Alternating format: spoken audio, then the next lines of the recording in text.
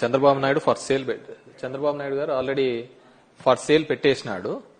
So దాని నుంచి ఏదన్నా తీసి ఇవ్వాలి అనే ఉద్దేశం మొదటి నుంచి కూడా మా పార్టీ వాదన అదే. మేము దగ్గర ఎవ్రీ ఇయర్ ఈ పథకాలు ఈ సంక్షేమ కార్యక్రమాలు అమలు చేయాలి అంటే 70,000 కోట్ల దాకా అవుతుంది. అది ఆంధ్రప్రదేశ్ రెవెన్యూ చూసుకొని ఆదాయాలు చూసుకుంటే ఆ పథకాలు ఇబ్బంది అవుతుందనే ఉద్దేశంతోనే మేము అట్లా నోటికొచ్చినట్టు చెప్పలేదు. చంద్రబాబు నాయుడు గారు నోటికొచ్చినట్టు చెప్పి ఈ రోజు ఎప్పుడైతే హామీలు అమలు చేయాలనుకున్నప్పుడు వచ్చేకల్లా రాష్ట్రాన్ని అమ్మేయాలా ఇది అమ్మేయాలా అనేది చెప్తున్నాడు. ఆల్రెడీ ఆంధ్రప్రదేశ్ రాష్ట్రాన్ని చంద్రబాబు నాయుడు తెలుగుదేశం పార్టీ కూటమి ప్రభుత్వం ఫార్ సేల్ పెట్టేసింది.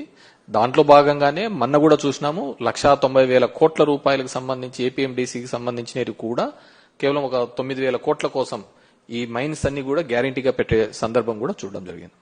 సిట్ అనే దర్యాప్తు సంస్థ ఎవరి చేతుల్లో నడుస్తోంది అందరికీ తెలిసినదే. సిట్ రిమాండ్ రిపోర్టు కోర్టుకు సబ్మిట్ చేయదు. సబ్మిట్ చేయకముందే ఆంధ్రజ్యోతి ఈనాడులలో కథనాలుగా వస్తాంటాయి. అది ఏ విధంగా అవుతుంది? ఒక కాన్ఫిడెన్షియల్ డాక్యుమెంట్, జడ్జి ముందర పెట్టాల్సిన డాక్యుమెంట్, ఇవి కొన్ని పేపర్లు వాళ్ళ అనుకూలమైన పేపర్లకు ఇచ్చేసి దాని మీద వాళ్ళ ఇష్టానుసారం ఒక కథనాలు చేస్తుంటాయి.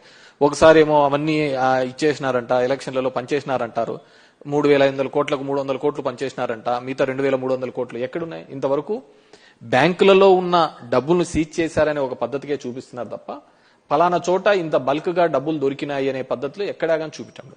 ఒక జడ్జి దగ్గర ఉండాల్సిన రిపోర్టు, సిట్ కాన్ఫిడెన్షియల్ గా మెయింటైన్ చేయాల్సిన రిపోర్టు ఒక వారం ముందరే ఈ 2 పేపర్లలో ఏ విధంగా వస్తున్నాయి? వీళ్ళు ఎవరైతే దోషిగా చెప్తారో అతనే పేపర్లలో వచ్చే దోషిగా చెప్తారో అదే సిట్ రిపోర్ట్ లో వస్తుంది. ఇంకెక్కడుందంటారు దీంట్లో? సో ఈ సిట్కు ఏమాత్రం క్రెడిబిలిటీ లేదు. ఖచ్చితంగా పెట్టే దొంగ కేసులే. మీరు బాగా చూసినారు అంటే పోలీసులు కోర్టుకు వెళ్ళాము.